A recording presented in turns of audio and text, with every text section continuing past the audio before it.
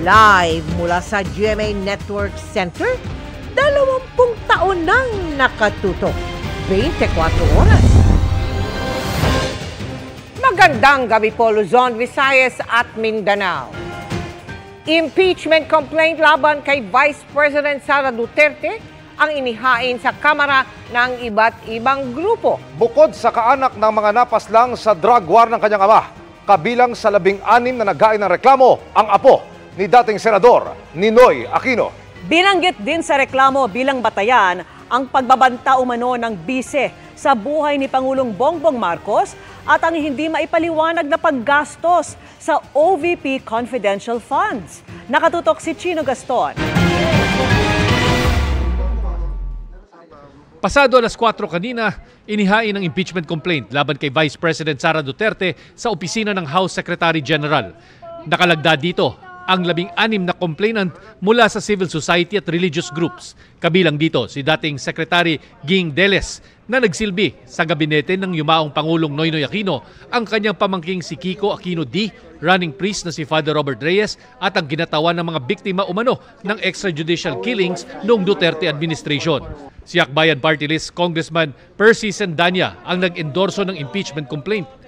This is a very important process and I'm sure the complaint merits na dito sa lower house and then sa upper house to make time for this very critical mechanism for accountability. Kasi kung hindi pa po natin ito gagawin ngayon, mas lalong wala ng time sa susunod na taon. Kahit daw may pahayag na si Pangulong Marcos sa balak ng impeachment complaint, di raw sila patitinag ang grounds of impeachment na inihain. Ang culpable violations of the Constitution, betrayal of the public trust, bribery at other high crimes. At 24 ang articles of impeachment na kasama ang hindi raw ma-account na confidential funds ng Office of the Vice President at Department of Education nung kalihim pa dun si VP Sara. Kasama rin ang mga pahayag ng bise noong October 18 press con niya at ang pagbabanta umano ni Vice President Sara sa buhay ng Pangulo noong November 23 Zoom press con na papasok daw sa betrayal of the public trust at high crimes. Isinama rin ang rig bidding daw sa pagbili ng laptop at iba pang electronic device sa DepEd ang pagkakasangkot umano ng pamilya Duterte sa iba't ibang krimen. Among the articles po are the misuse, the failure to account, the intel and confidential funds of both the Office of the Vice President and also of the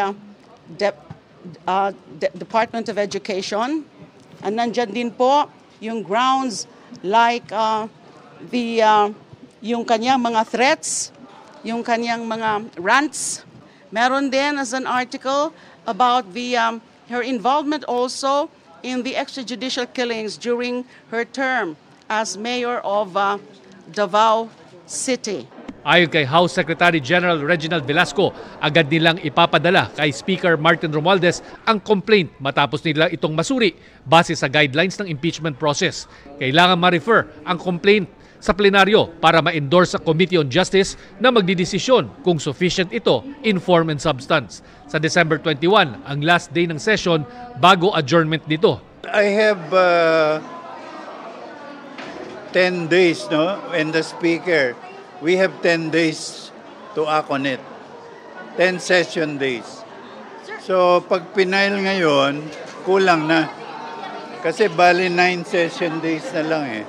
Pero hindi naniniwala si Akbayan Representative Percy Sendanya na hadlang sa paggulong ng impeachment ang limitadong panahon ng House of Representatives para talakayin ang impeachment complaint. Mahal itong impeachment complaint na ito para simulan na yung totoo na step process towards holding the Vice President accountable. Simple lang naman po ang kailangan natin tandaan. Kung hindi ngayon, kailan pa? Sinusubukan pa naming kunan ng pahayag ang kampo ng Vice Presidente tungkol sa inihaing impeachment complaint laban sa kanya. Para sa GMA Integrated News, Chino Gaston, nakatutok, 24 oras. Ikinabahala ni Pangulong Bongbong Marcos ang namataang attack submarine ng Russia sa exclusive economic zone ng Pilipinas. Nagpaliwanag naman ang Russian submarine at may paglilinaw rin ang National Security Council sa rutang dinaanan nito. Nakatutok si Ivan Mayrina. Pambihirang nakuhanan ng Philippine Navy nitong November 28. May 80 nautical miles kanluran ng Cape Calavite sa Occidental Mindoro. Ang UFA 490 na isang Russian attack submarine nasa loob ng Exclusive Economic Zone ng Pilipinas. Nababahala rito si Pangulong Bongbong Marcos sa isa na naman anyang pangihimasok sa ating Exclusive Economic Zone. That's very concerning. Any intrusion into the West Philippine Sea of our EEZ or of our baselines is very worrisome. So, yes, it's just another one. Agad nagpasunod ang Philippine Navy ng mga eroplano at barko para buntutan at bantayan ang galaw ng submarine. Ni-radio challenge din ito ng Navy para malaman ang pakay. Pakilala siya na siya ay itong Russian attack submarine at sinabi niya na galing siya ng exercises, PASEX exercises with the Royal Malaysian Navy sa Kota Kinabalu sa Malaysia, and on the way na siya pabalik sa kanyang naval base sa Vladivostok, no? Okay. At sinabi niya na inaantay lang niya na gumanda yung panahon. Ano, kaya siya nag-surface, no? At ipapaalam niya sa atin pag ready na siyang bumalik sa Russia. Noong hapon ding iyon, nagpaalam ang barko na paalis na patungo sa Russia. Ineskorta nito ng barko ng Philippine Navy hanggang sa makalabas sa Exclusive Economic Zone ng bansa. Paglilinaw ng National Security Council, bagamat bahagi ng ating EEZ, may tuturing na high seas ang lugar kung saan dumaan ang submarino. Ibig sabihin, maaring malayang maglayag ang anumang sasakyang pandagat. Part pa rin yan ng high seas, kaya kahit sinong barko ay pwedeng dumaan dyan, so long as hindi siya naglo-loiter or hindi siya kumukuha ng mga natural resources, o kaya naman meron siyang ibang ginagawa na hindi tama, no? Gaya ng paggawa, for example, ng Marine Scientific Survey. Sa isang pahayag, sinabi ng Sandatahang Lakas na patuloy ito magbabantay sa maritime sovereignty ng bansa at mananatiling profesional sa pakikitungo sa mga dayuhang sasakyang pandagat. Ang kanilang operasyon na ayon daw sa mga batas at patuloy na magpapakita ng dedikasyon sa kapayapaan at pagtutulungan sa rehiyon. Para sa GMA Integrated News, Ivan Mayrina, nakatutok, 24 oras. Kaugnay naman ng investigasyon sa Duterte drug war, maghahanap na ng mga testigo ang International Criminal Court mula sa PNP, PIDEA, NBI at mga lokal na pamahalaan. Tingin ng mga abogado ng mga biktima ng extrajudicial killings, indikasyon nitong malapit nang matapos ang investigasyon ng ICC. Nakatutok si Maki Pulido. Nabubuhayan ng loob ang ilang kaanak ng mga biktima ng extrajudicial killing. Matapos kasi ang ilang taong paghihintay, sinasabi sa kanila ng kanilang mga abogado na patapos na ang investigasyon ng International Criminal Court at kasunod na nito ang pag-issue ng Red Notice o Warrant of Arrest laban kay dating Pangulo Rodrigo Duterte. Mabuti nga siya. Mayroon pa siyang pagkakataon na ipagtanggol ang kanyang sarili. Samantala po ang aming mga mahal sa buhay, wala eh. Sabi ng National Union of People's Lawyers o NUPL, isang indikasyon na patapos na ang investigasyon ng ICC ay ang witness appeal nito. Tingin nga ni Attorney Cristina Conti, maaaring mangyari ito bago matapos ang taon. Itong paghahanap ng witnesses, parang last call ito. Sino pang gustong mag-volunteer ng impormasyon, pwedeng ngayon na lumapit bago magsimula yung trial. Kasi talagang paghahandaan sa trial ito at nangangamoy ending na ng investigation. So witness appeal ng ICC kasama sa mga hinahanap ay mga miyembro ng PNP, PIDEA, NBI at opisyal ng lokal na pamahalaan.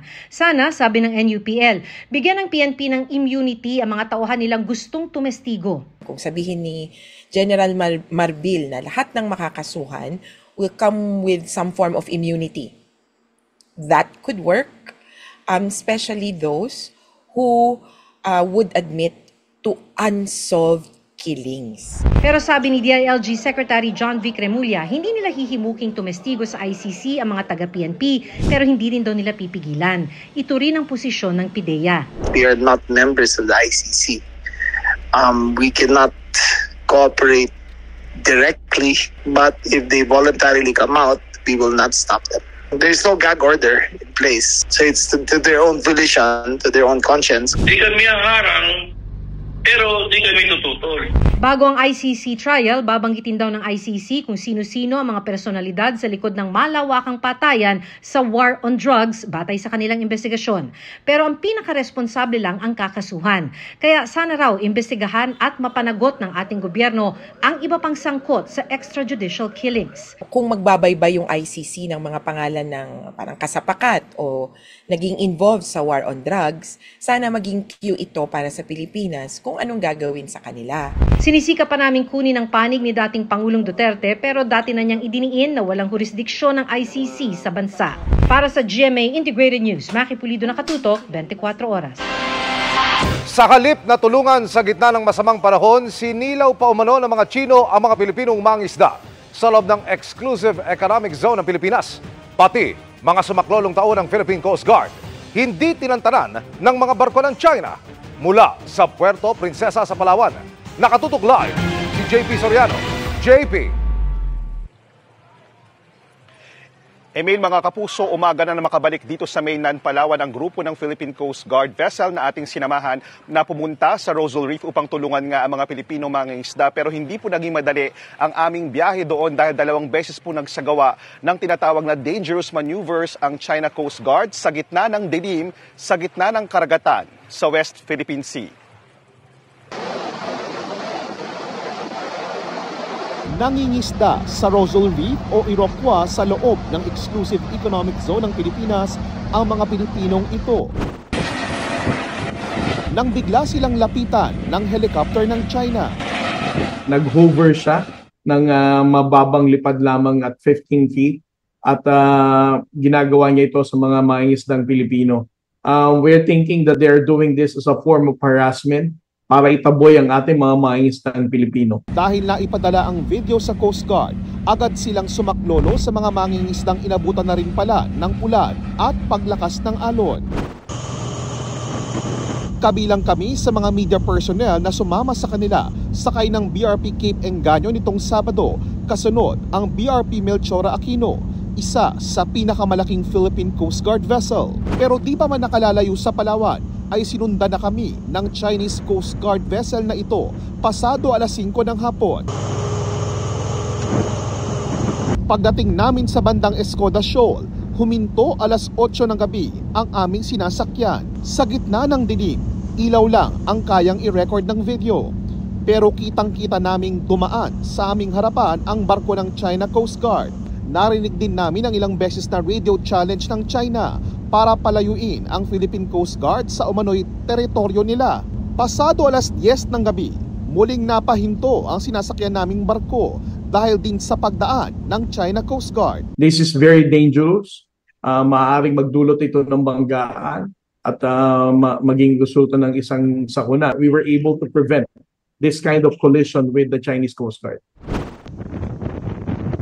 Pagputok ng liwanag, namataan namin ang ilan pang Chinese vessels. Natanaw na rin namin ang mga Pilipinong mangingisdang 2 linggo nang nasa Rosal Reef. Mag-aalas 8 po ng umaga, December 1 at matapos nga po ang magdamag na pagbuntot at ilang beses na pagpigil ng China Coast Guard sa Philippine Coast Guard vessel na ito, ay narating na rin po ng PCG vessel ang bahaging ito ng Iroquois o Rosal Reef. Nakabantay pa rin ang China Coast Guard habang isinasakay sa mga inflatable boat ng PCG ang mga kababayan nating mangingisda. Sa isang punto, ibinaba pa nila ang kanilang maliit na speedboat pero di naman lumapit sa amin. Kwento ng mga Pilipino, lumubog ang 2 sa 20 nilang bangka dahil sa masamang panahon pero hindi sila sinaklolohan ng mga Chino. It is also very disappointing, no? The mere fact na nakapagpalipad sila ng aircraft dito ay namomonitor naman nila mga mangingisdang Pilipino. Hindi sila nag-offer ng kahit na anumang assistance. Sa halip na tulong ay sinilaw pa umano ang mga Pinoy. Masakit po sa mata, yung kulay green nila na laser, pinagit-git po nila, yung hindi ka talaga ganunin ka talaga ng blocking nila, i-block ka talaga nila. Binabantaan din silang bobombahan ng tubig kapag lumapit sa mga inaangking bahagi ng China. Sabi nila, back to Philippines daw. Pero sa kabila niyan, nakapangisda pa rin sila sa Rosal Reef, isang low tide elevation na bahagi ng EEZ at continental shelf ng Pilipinas. Pero hindi na sila nakalapit pa sa Sabina at Ayungin Shoal. Hanggang pag-alis namin sa Rosal Reef ay nakabuntot ang mga Chino. Bago umalis ang mga mangingisda ay inabutan sila ng Philippine Coast Guard ng kaunting tulong at food packs bilang pamasko. Samantala, 4 na mangingisda ang hinahanap matapos mawala sa paligid ng Panatag Shoal. Naglabas na ng notice ang PCG kaugnay niyan. At Emil, mga kapuso, wala pang tugon ng Chinese Embassy sa Pilipinas kaugnay sa mga nabanggit na pahayag ng Philippine Coast Guard sa nangyari dyan sa may Rosal Reef at muling iginiit ng gobyerno ng Pilipinas na Pilipinas po ang may karapatang mangisda sa ating mga EEZ dyan po sa Rosal Reef. At yan mo ng latest mula rito sa Palawan. Balik mo na sa iyo, Emil. Maraming salamat, JP Soriano. Ngayong kaliwat kanan na naman ng mga handaan, nagpaalala ang isang grupo na huwag mag-aaksaya ng kanin, lalo't milyong-milyong sako ng bigas ang nasasayang sa bansa natin kada taon. Ang isinusulong naman ng Agriculture Department, mag-alok lahat ng kainan ng half rice serving. Nakatutok si Bernadette Reyes.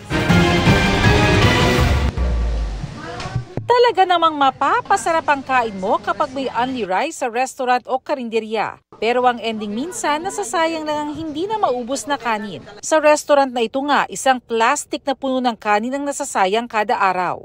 In everyday po na ano natin, meron po talagang kahit papano is like mga half rice or minsan 1/4. Sa isang pag-aaral naman, lumabas na humigit kumulang 6.2 gramo ng kanin ang nasasayang ng isang Pilipino kada araw. Bagamat mahigit 1 kutsara lang yan, pag pinagsama-sama, aabot yan sa 255,000 metric tons na bigas sa buong taon o katumbas ng mahigit 5 milyong sako.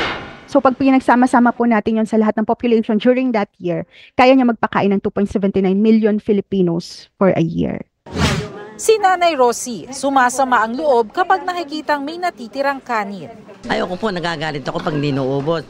Sabi ko, pagkakain kayo, yung kaya nyo lang ubusin.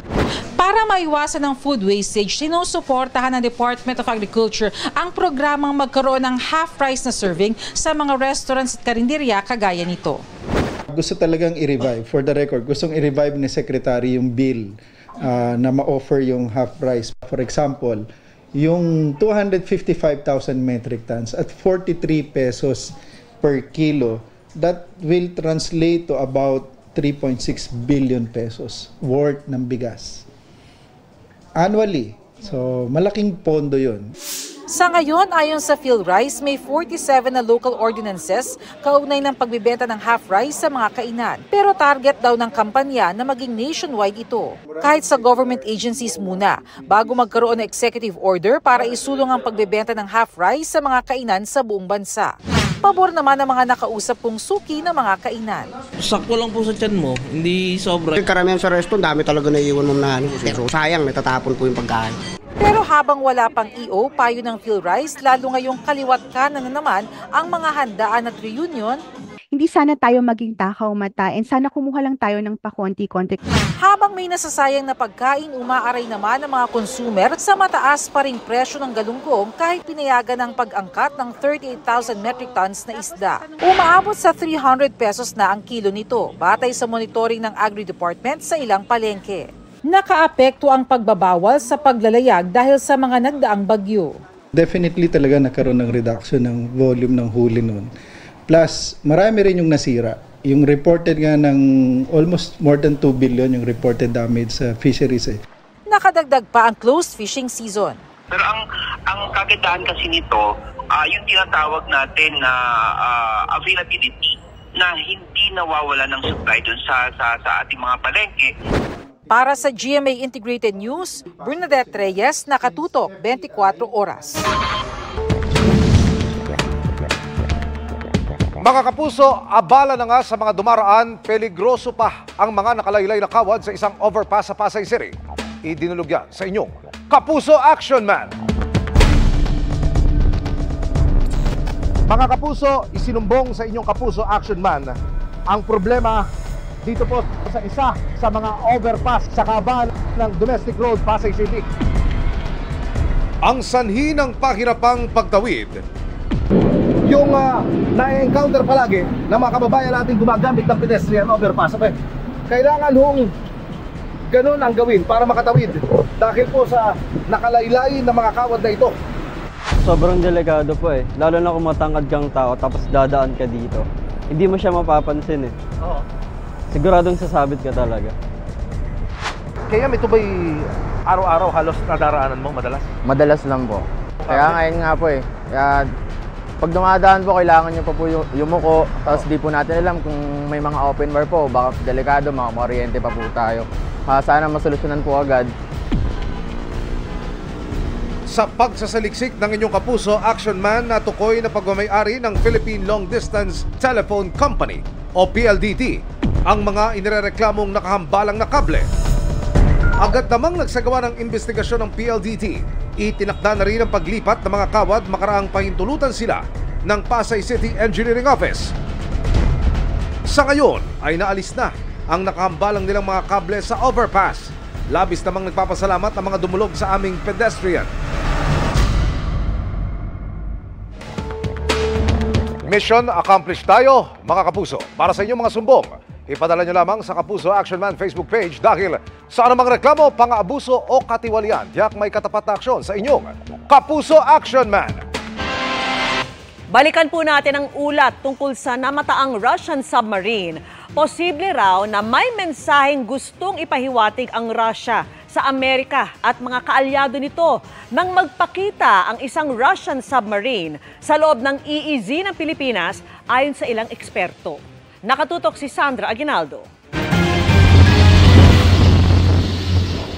Kung hindi nakalutang sa dagat, malamang hindi malalamang may dumaang Russian Kilo-class diesel-powered submarine sa West Philippine Sea, 80 nautical miles sa kanluran ng Cape Calavite mula sa Occidental Mindoro.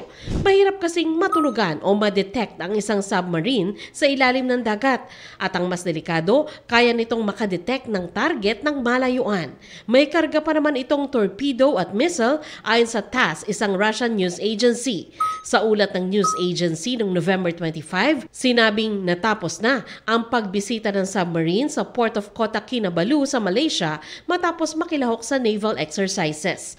Nasa exclusive economic zone na ito ng Pilipinas nang malaman ng mga otoridad at magsabing pabalik ito sa Vladivostok, Russia ng kontakin ng Philippine Navy. Tanong sa isip ng ilang ekspertong nakausap namin, bakit ito umangat sa dagat imbis na manatili sa ilalim? Isa sa nakikitang dahilan, mechanical problem, bagay na hindi raw aaminin ng Russia ayon sa dating mataas na opisyal ng Philippine Navy. Ang paliwanag lang ng submarine, nagpalipas ito ng masamang panahon. Parang niloloko tayo ng dahilan kasi submarines are not affected by surface weather. Ang nakikita ko pa isang pwedeng possibility is meron silang medical emergency o meron silang machinery derangement. Merong nasirang portion ng makina nila kaya sila nag-surface. Of course, hindi nila freely sasabihin yun kasi magre-reflect yun doon sa operational readiness nila. Gayunman, tama naman daw ang ruta kung saan ito namataan base sa sinabing pabalik ito sa Vladivostok, Russia. At bagamat nasa loob ng exclusive economic zone ng Pilipinas, tama rin ang paliwanag ng ating gobyerno na nasa high seas pa rin naman ang lugar na pwede talagang daanan. Yun nga lang, hindi raw maisasantabi na maaaring may mensahe ito kaya nagpakita habang nasa EEZ ng Pilipinas. Submarines are surface when it is being used as a signaling tool. Ibig sabihin, meron kang message na gustong ipahiwatig sa isang specific na target audience. Ang most likely na target audience niya would be the United States. Nandito kami. Pwede kami manggulo rito kung gusto namin. Ang mensahe, posibleng para sa Pilipinas, Amerika at Japan, ayon sa security analyst na si Professor Renato De Castro. Alam naman natin, ang Ruso at China, meron silang tinatawag nilang strategic alignment. Nagbibigay sila ng suporta sa isa't isa, lalo na of course, sabi nila, sina-challenge nila yung rule-based international order na pinamumunuan ng Estados Unidos. Para sa GMA Integrated News, Sandra Aguinaldo, nakatutok 24 oras. Happy Monday, chikahan mga kapuso! Sweet birthday greetings ang natanggap ni na Sparkle Stars Gabby Garcia at Jack Roberto. Dahil yan sa kilig paandar ng kani-kanilang other half na sina Barbie Fortesa at Khalil Ramos. Makichika kay Lars Santiago. From Hawaii hiking trip to picture-perfect trip sa China. Magkasama ring sinalubong ng Gabriel ang birthday ni Gabby Garcia with matching huge bouquet of flowers with fairy lights pa yan from the best boy fee, Khalil Ramos. Hindi tuloy napigilang maging emotional ni Gabby sa sweet surprise. Sa IG post ni Gabby, shinare niya ang kanyang quiet birthday celebration kasama si Khalil at ang kanyang pamilya. Thankful din si Gabby sa warm birthday greetings. Ipaghihiganti ko ang lahat ng ginawa nila sa buong pamilya ko, lalong-lalo na sa tatay ko, Hiroshi! Break muna sa intense scene si Barbie Forteza as Adelina sa Pulang Araw. Nag-take time muna siya para maging sweet partner sa other half ng Jack B na si Jack Roberto na nagse-celebrate din ng kanyang birthday. Sa IG, shinare ni Madam Barbie kung gaano siya ka-proud kay Jack, lalo na sa kanyang achievements at natutupad na mga pangarap. Isa dyan ang bagong bahay na shinare ni Jack sa kanyang vlog, kung saan very sweet pa sila ni Barbie. Ay, sorry. Excited na raw si Jack, lalo't unti-unti nang nabubuo ang kanyang future home. So, grabe. Ang lalaw na-inspire. So, na-excite ako na nakikita ko na unti-unti na siya nabubuo. Lar Santiago, updated sa showbiz happening.